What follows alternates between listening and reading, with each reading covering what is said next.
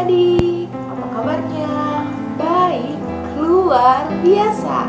Yes, yes, yes. Kembali lagi di Sekolah Minggu Online bersama Kakak Angel. Siapa di sini yang sudah siap untuk mendengarkan ibadah online hari ini? Ya, apa juga. Yuk, sebelum kita memulai ibadah, apa yang harus kita lakukan? Berdoa. Yuk kita berdoa. Adik-adik, mari kita berdoa. Lipat tangannya, tutup mata.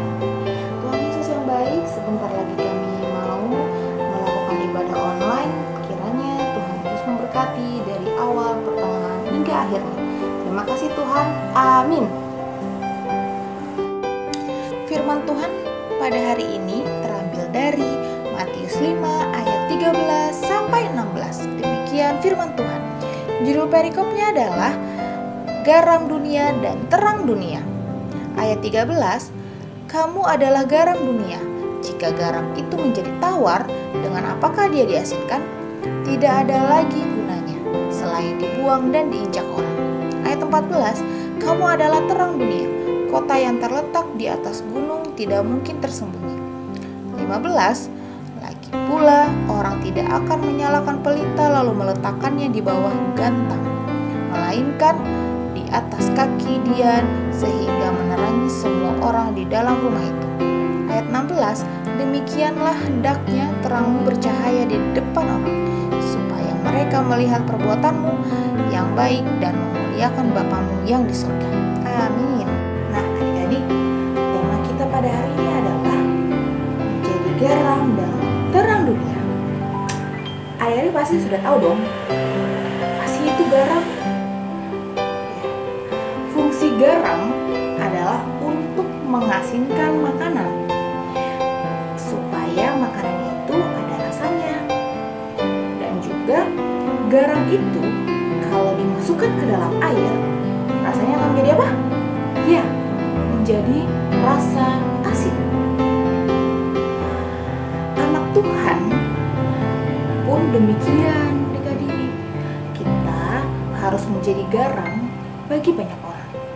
Tapi maksudnya adalah garam jika dimasukkan ke air yang juga ada isinya garam, itu tidak akan ada rasanya. Tapi kalau garam dimasukkan ke dalam air yang tidak ada rasa apapun, timbullah rasa asin. Maksudnya adalah kita harus menjadi orang yang baik, menjadi orang yang berbeda, tapi tidak perlu atau tidak harus karena ingin dilihat. Kemudian terang. Tuhan juga memerintahkan kita untuk menjadi terang, adik-adik.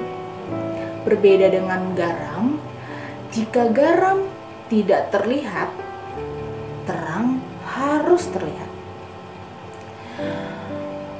Jika melihat dari ayat 14-16 adik-adik, kita akan mengerti bahwa kita hidup sebagai terang yang dapat mengusir kegelapan. Karena ketika ada terang, maka kegelapan pun akan lenyap. Fungsi kita sebagai terang bagi orang lain adalah membawa penerangan bagi lingkungan di sekitar kita. Terang pun jauh lebih berguna jika di tempat yang gelap. Benar ya?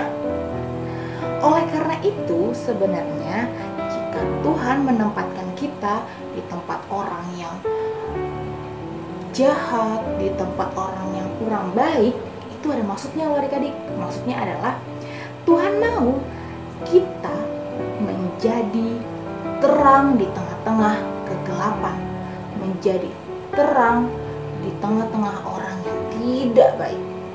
Kenapa sih aku di keluarga ini? Kenapa sih aku sama teman-teman yang seperti ini? Dan lain sebagainya. Itu adalah Tuhan mau kita menjadi orang yang berbeda. Apakah berat? Apakah sulit?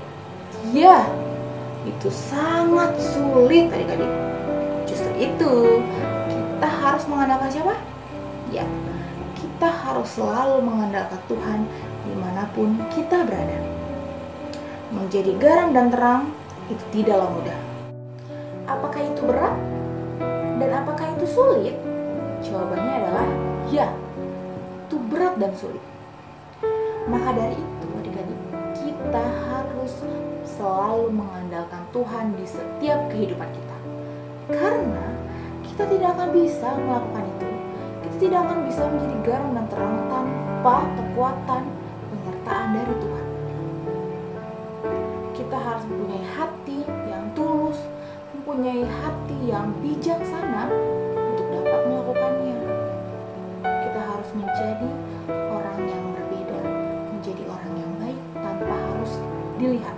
Kita harus menjadi orang yang berguna, bisa menjadi berkat, dan pastinya orang lain nanti akan tahu. Dua hal yang berbeda dengan satu arti. Manusia tidak akan kuat, manusia tidak akan bisa melakukannya tanpa penyertaan Kristus. Maka dari itu, kuncinya adalah tetap meminta penyertaan Tuhan untuk selalu menjadikan kita orang Kristen yang berbeda, menjadi orang Kristen yang bijaksana, rendah hati, tulus, dan selalu mengandalkan Tuhan di mana kita berada. Ingat, kita tidak bisa melakukan itu tanpa Tuhan Yesus. Setuju adik-adik? Sama seperti yang sekarang kita alami. COVID-19 masih menyertai kita, masih ada di kanan kiri depan belakang kita. Tapi jika kita percaya sama Kristus bahwa Tuhan akan selalu bersama-sama dengan kita, kita bisa selamat, kita bisa sembuh, kita bisa selesai, dan kita bisa keluar dari pandemi. Setuju adik-adik?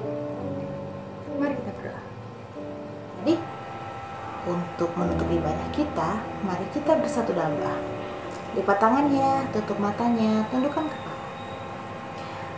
Tuhan Yesus yang baik, terima kasih untuk ibadah hari ini. Kami boleh selesai, kami boleh mendengar firman Tuhan dari awal, pertengahan, hingga akhirnya.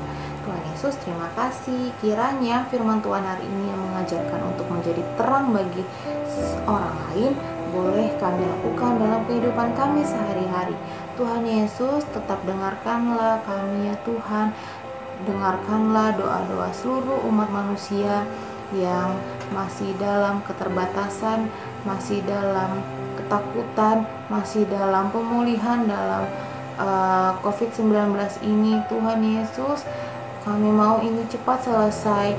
Kami mau berkumpul dengan teman-teman di sekolah minggu maupun di sekolah.